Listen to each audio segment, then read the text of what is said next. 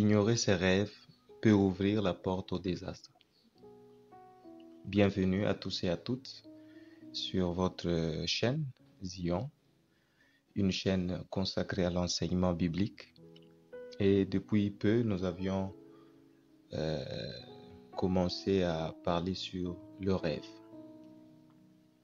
Aujourd'hui, dans cette session, vous allez découvrir des personnes célèbres qui sont devenues riches et aussi ont réussi grâce à leurs rêves. Nous allons voir combien est-ce que le rêve peut être du domaine de la créativité, ce qu'on appelle la créativité onirique. Il y a des inventions qui ont été faites grâce aux rêves et il y a des gens qui ont percé dans la vie grâce aux rêves. Donc c'est important de comprendre la puissance, la portée, l'impact que peut avoir un rêve lorsque vous les comprenez, vous l'appréhendez correctement. Sans plus tarder, allons-y avec la liste.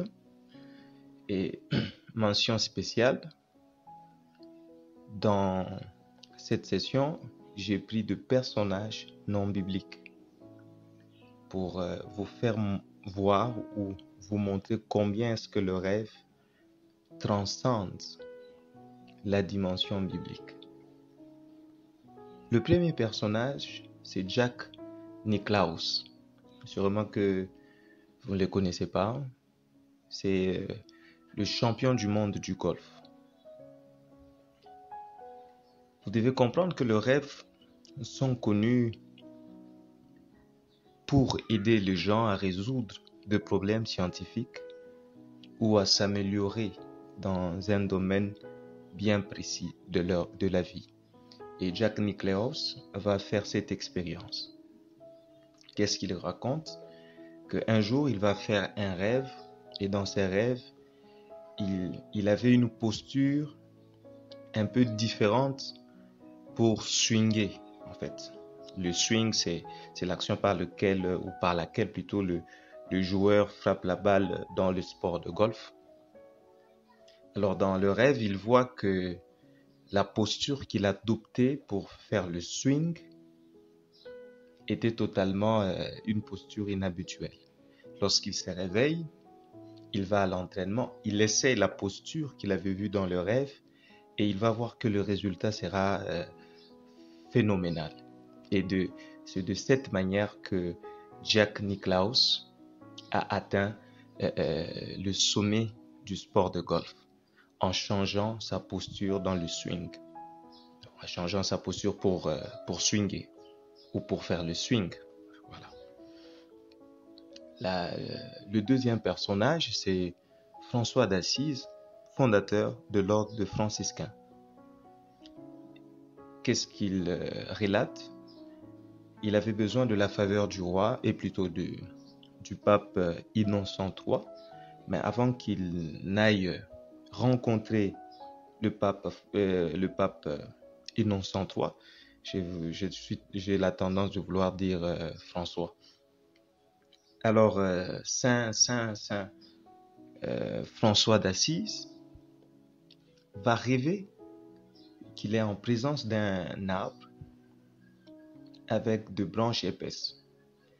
Plus il fixait l'arbre en le regardant, plus il était en train de grandir à la dimension de l'arbre et jusqu'à atteindre la hauteur de l'arbre, et l'arbre va faire une révérence devant François d'Assise. Et quand il se réveille, il comprend que Dieu lui permettait d'aller voir le pape Innocent III, et c'est de cette manière que François d'Assise aura la faveur du pape Innocent III.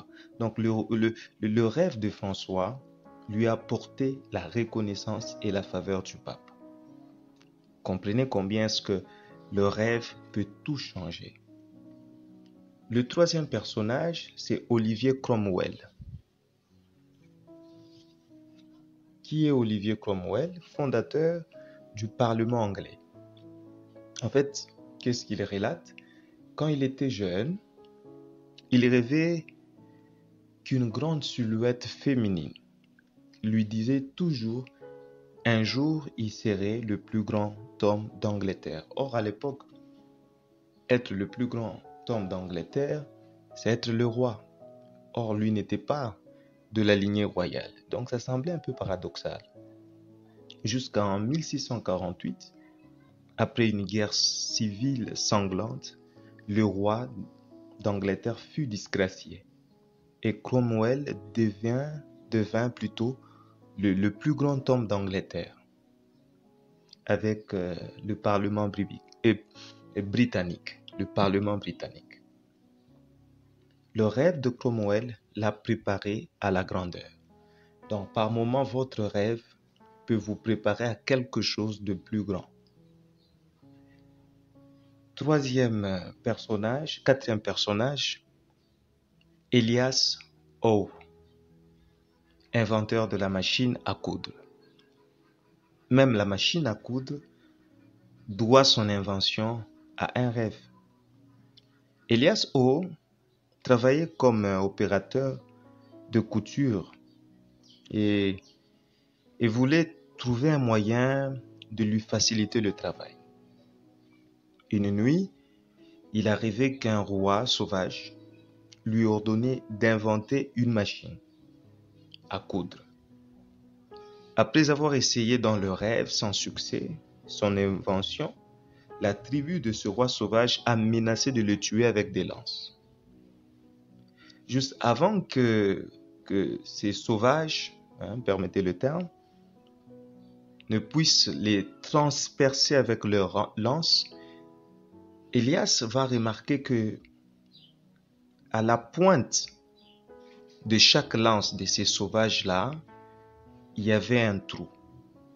Voilà ce qui a donné le trou des aiguilles devant la pointe et ce qui va révolutionner en fait la manière de faire les choses dans la couture avec sa machine.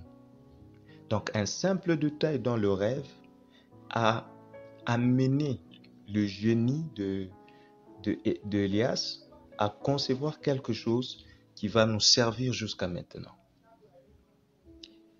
Cinquième personnage, Niels Bohr, prix Nobel de physique.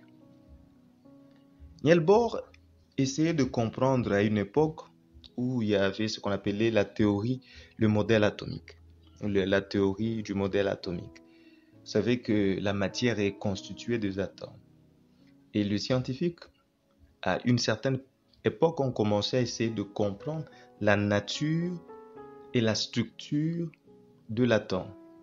Et plusieurs modèles vont être proposés et Niels Bohr va s'attaquer à ce problème.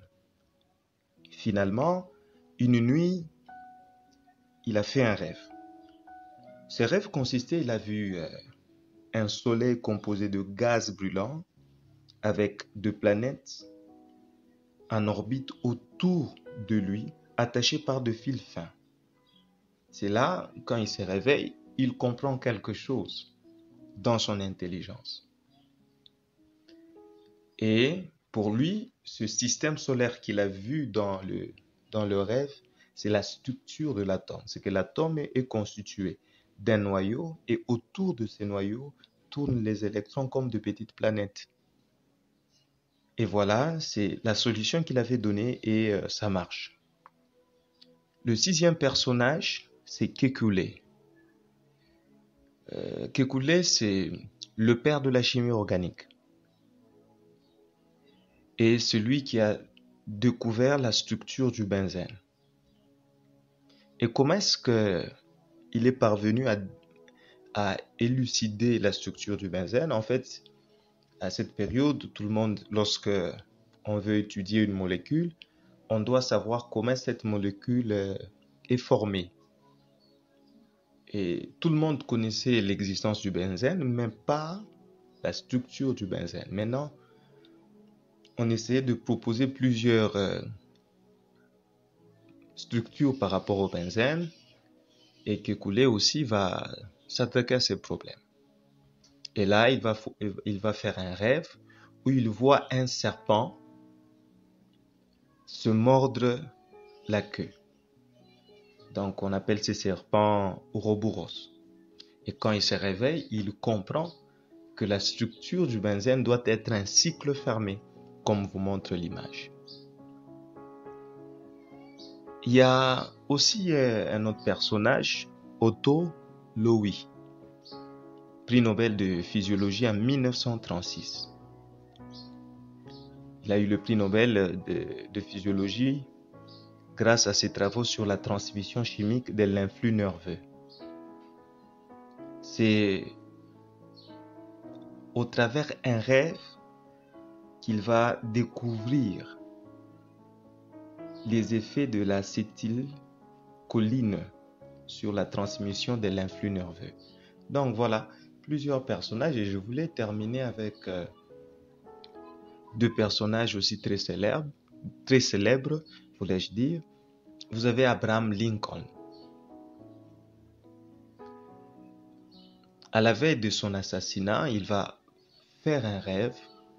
Il marchait dans le couloir de la Maison Blanche et il entendait de pleurs, jusqu'à entrer dans une pièce où il va voir un corps, un cercueil plutôt, entouré des gardes. Et quand il pose la question, qui est cet homme dans le cercueil, on lui répond c'est le président. Et il va se réveiller. Et le lendemain, il sera tué.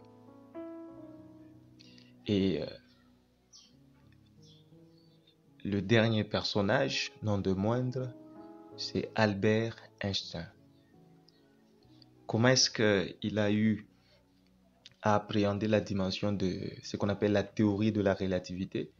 C'est au travers un rêve où il est en train de se voir sur une trottinette et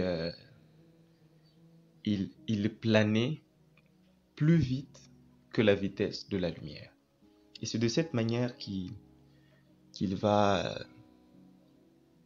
comprendre ce qu'on appelle la théorie de la relativité, qui est une théorie très fondamentale dans le domaine de sciences. J'espère que cette petite session de vidéo vous a permis de comprendre qu'il y a de personnages célèbres qui ont totalement changé les choses dans notre société, dans le monde, parce qu'ils ont pris en compte le domaine de rêve. Que Dieu vous bénisse.